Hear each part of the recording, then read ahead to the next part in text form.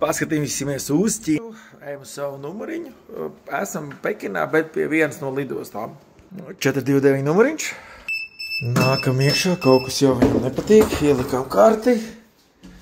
Nu tā, uzreiz ir izlietna. Tas tāds bišķiņa atšķirība no Eiropas, bet galvenais pastīsimies. Jā, redz, ka te ir jau elektrības vats pieslēgts. Tātad tev ir jābūt elektronikai.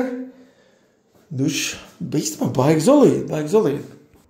Un kā jau man patīk, visi ar tādām LED gaismiņām. Nē, nopaļot stūri. Kaut kur it kā esot tuvu lidosta, bet galvenais, ko mēs redzam, Audi. Jūsu Pekinas biroja. Nu jā, un viss diezgan ķīniski, kas man pārsteidza arī pati darbiniece, kas bija šeit, nemācēja angļu valodu.